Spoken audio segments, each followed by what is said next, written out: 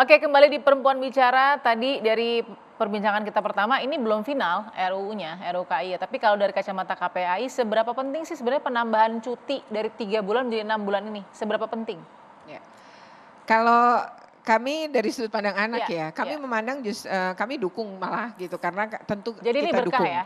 Itu berkah gitu Oke, ngelihatnya. oke. Pertama gini ya, misalnya terkait dengan menyusui itu sebenarnya memang namanya wanita hamil, kemudian biasanya 8 bulan itu udah ketika perutnya besar gitu Ya, ya, itu sebenarnya udah lelah juga kan kalau tetap bekerja gitu sehingga harus banyak istirahat untuk persiapan melahirkan. Kemudian setelah anaknya lahir mhm, gitu sebenarnya itu perempuan tuh tidak semuanya kuat ya. mhm, Artinya dia akan punya beberapa ada banyak perempuan juga yang punya masalah, ya, ya baby blues misalnya gitu karena depresi menghadapi kelahiran dan lain-lain. Terus itu akan berdampak pada anak kan, karena perempuan yang mengalami depresi karena kelelahan, ya, tidak didukung itu justru menyakiti anak gitu. oke, Jadi kalau kemudian memiliki cuti yang tentu cukup. ditambah Mhm, gitu, saya tentu sepakat bahwa ini pasti kepentingan terbaik bagi anaknya akan terjadi. mhm. Kemudian menyusui, apalagi ketika misalnya sang ayah mendukung, tapi kalau 40 hari sebenarnya saya juga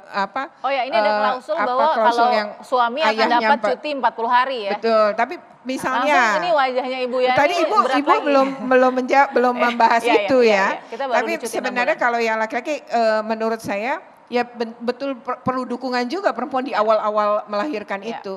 Nah, jadi sebenarnya kayak menyusui ya ketika kemudian ada dukungan suami itu sebenarnya bisa maksimal gitu. Jadi kesejahteraan ibu dan anak yang dimaksud di dalam undang-undang ini sebenarnya kalau dari kacamata kami melihat bahwa ini ada kepentingan terbaik bagi anak sebagaimana konvensi hak anak. Jadi Oke. tentu niat baiknya ada dan ini perlu didukung gitu. Mhm. Nah, tetapi tadi ya Bu Yani Iya, kemudian Bu Irma dan menceritakan bagaimana itu. Tentu kita harus punya sudut pandang juga gitu iya. ya. Nah, misalnya gini, soal menyusui. Kalau memang penting menyusui, apakah mungkin misalnya perusahaan memiliki daycare?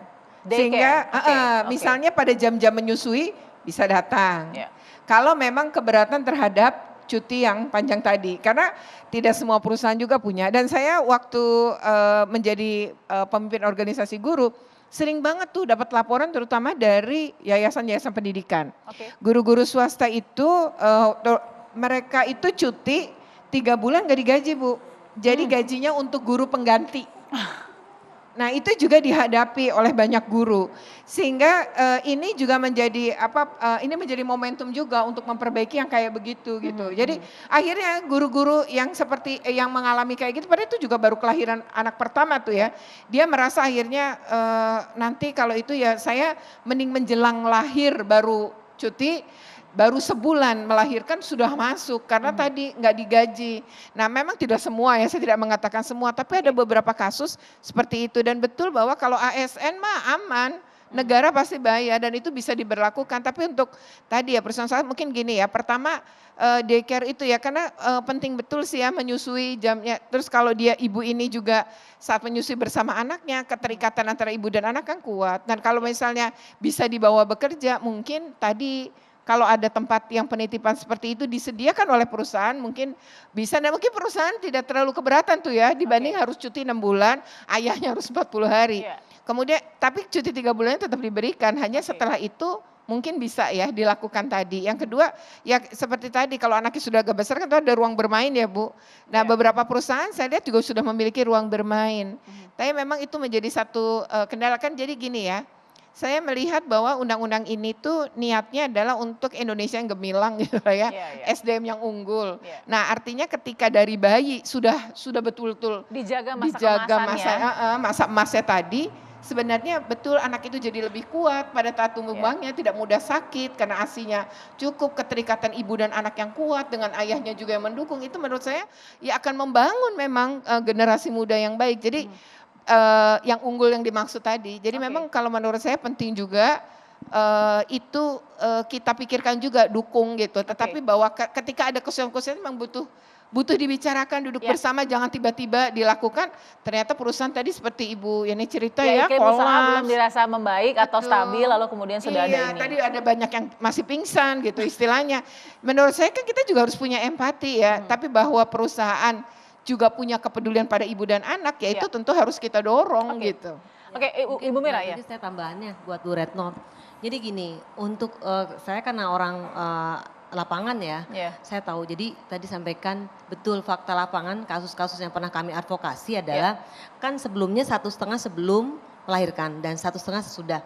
Nah kebanyakan para pekerja perempuan ini justru Bu bukan nggak mau ngambil cuti, tidak diberikan cuti oleh perusahaannya di 1,5 sebelumnya Bu. Jadi Oke. setelah dia sampai dia melahirkan, hampir melahirkan sampai pecah ketuban di kantor, di Wow. pabriknya. Itu kan bahaya Nah 1,5 bulan baru dia dapat. Nah kita mengadvokasi pengen menambahin yang 1 bulan sebelum itu. Perusahaan nggak mau, nggak bakal mau ngasih. Ini kejadian di daerah mana ini nih, Bu? di Jabodetabek. Waduh. Dan salah satunya ada anak perusahaan BUMN loh. Nah ini yang kita Oke. advokasi. Nah ini yang kedua gini, sekali lagi kalau dikatakan betul setuju Bu Retno. Jadi kita ini sebenarnya dalam rangka untuk memiliki generasi yang unggul. Ya. Dan sebenarnya Bu, kalau kita bicara penambahan cuti 6 bulan itu justru bantu perusahaan, pengusaha. Kenapa kok bisa bantu pengusaha? Jadi si ibu pekerja perempuan ini kan lebih produktif, lebih sehat menghadapi pekerjaan nanti. Karena kalau 1,5 bulan dia selama ini juga sering izin juga karena kan masih bayi ninggalin babinya ya. Jadi nggak efektif juga dia kerja. Tapi kalau diberikan ruang waktu yang lebih luas misalnya sampai 6 bulan, saya yakin itu akan lebih nanti memperbaiki reproduksi dia, meningkatkan kesehatannya sehingga kemudian bisa bereproduksi lebih baik lagi. Oke, tapi apakah perempuan cukup siap tadi mengatakan kemungkinan ya dari kacamata pengusaha tadi Bu Yani bilang nanti kalau ada 10 laki-laki dan 10 perempuan akhirnya kalau ini diterapkan jadi Sedikit ruangnya ya, sedikit saya kecil tambahin untuk gini, perempuan. saya sedikit aja nambahin. Jadi di Indonesia ini hari ini atau di seluruh dunia perempuan itu bukan lagi pencari nafkah kelas 2.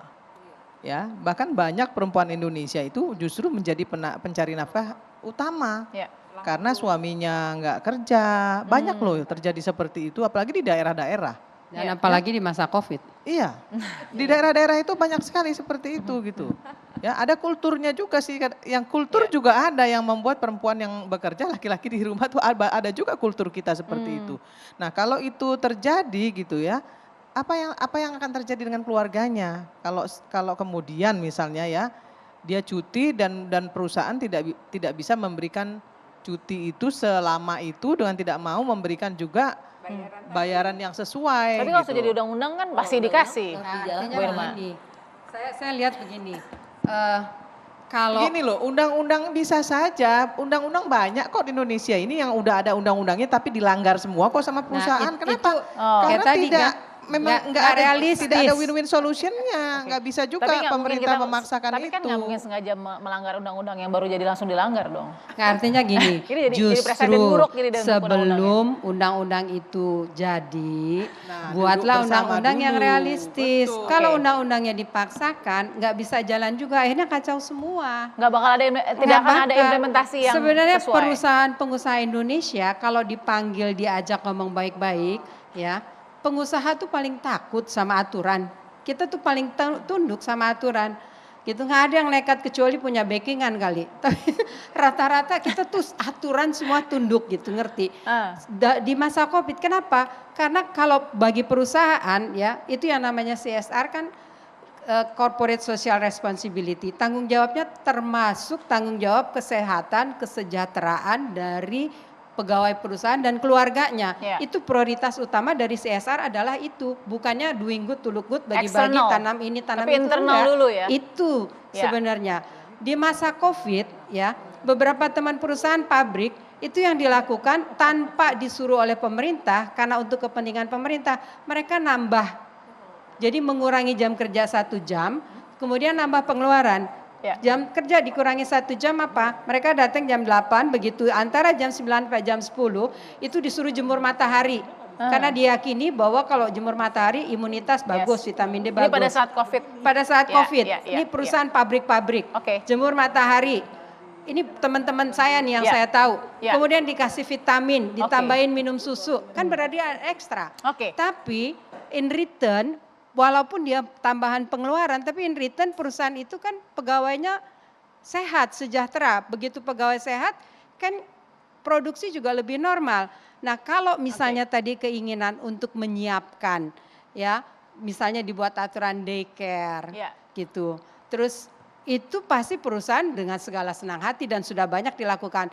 Misalnya dibuat aturan, kalau jumlah pegawai perempuannya sekian jumlahnya, minimal harus ada ini, harus ada itu. Ya. Itu lebih masuk di akal gitu daripada 6 bulan yang aduh kita nih dalam keadaan Iya, iya. masih Oke. Bu Ratu ada Tapi kan gini ya, tidak orang walaupun tadi Bu Irma bilang kata orang Indonesia anaknya banyak, tapi saya rasa beberapa yang saya tahu sih ya, itu orang mulai mikir banyak anak juga gitu. Terus yang kedua masa melahirkan tuh kan ada batas ya. Maksudnya orang mau hamil terus gitu. melahirkan. Iya tidak terus menerus dan tidak semua pegawai ya. Artinya tapi bahwa bukan berarti saya ini ya Bu, tapi tadi ya soal realistis itu oke, saya pahami banget tadi. Tapi tadi ya niat baik membuat daycare, ibu sambut baik. Ya saya rasa itu juga dalam upaya membangun SDM unggul juga gitu. Kalau ada perusahaan-perusahaan buat seperti perusahaan, itu. kalau SDM-nya unggul yang diuntungkan kita. Ya. Hari ini kita punya tenaga kerja banyak. Tapi begitu dilihat dengan spesifikasi tertentu, kita nggak punya. Jadi memang SDM unggul kita nggak ada. Banyak yang tempat kosong. Untuk cutting aja, kita masih mesti cari orang. Banyak sekali yang sangat spesifik kita nggak punya. Jadi balik lagi, buat perusahaan, kalau untuk mencerdaskan bangsa, yang diuntungkan at the end perusahaan juga. Pastilah akan kita dorong selama tidak membebani dan tidak bikin perusahaan mati. Makanya libat. SDM unggul yang aku Oke. memang sih SDM unggul yang dimaksud itu ininya bayinya ya Bu, maksudnya anak Iya, iya. yang kelak akan ke Iya, depannya iya, iya. nanti Oke, oke. gitu. Ibu Mira. Makanya yang pertama DPR RI kan idenya tadi yang Mbak Irma ya. Tapi kalau Mbak Irma nggak masuk situ. Ini Bu harus Irma tanggung melibatkan stakeholder. Stakeholder dalam hal ini pekerja dan juga pengusaha. Iya. Jangan kemudian tiba-tiba seperti Undang-Undang Omnibus Law mengesahkan di tengah malam buta gitu. Oke. Dan jadi betul-betul harus ada pelibatan dan kami sendiri belum dilibatkan gitu. Jadi tolong diajak bicara. Tolong ajak Di bicara pagi hari kami. ya, Tapi sampai- saya nggak yakin ketika undang-undang P3 ini sudah disahkan. Kenapa nggak yakin Mbak Mira? Lah karena undang-undang P3 sudah tidak lagi melibatkan partisipasi publik. Kan yang kemarin heboh juga kan kami menolak. Jadi stakeholder siapa yang diajak bicara nih Bu Ya Irma nggak nih? tahu deh. Coba Bu Mbak Irma Irma ada nih, Mbak masukan? Irma. Coba Bu Irma tolong dijawab. Mungkin siapa stakeholder yang akan diajak bicara soal undang-undang ini? Ya harusnya stakeholder yang memang terkait. Oke. Sebenarnya begini, kalau dari fraksi Nasdem sendiri tentang omnibus misalnya ya, Ya.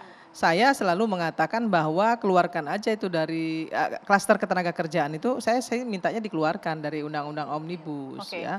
Karena biar bagaimanapun penciptaan lapangan pekerjaan itu oke. Pertumbuhan ekonomi oke. Tapi kalau kemudian itu membuat pekerja kesejahteraannya justru malah turun, ya saya nggak setuju. Karena saya ini juga salah satu Nah, mantan ini- ketua serikat buruh ini. Ini the real wakil rakyat, nih, the real wakil rakyat. Makanya saya tadi bilang, saya selalu mengatakan kepada teman-teman buruh kita, Ya.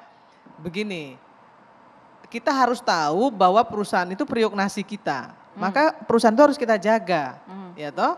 Tapi perusahaan juga harus tahu apa yang menjadi tanggung jawab perusahaan terhadap pekerja, kan gitu.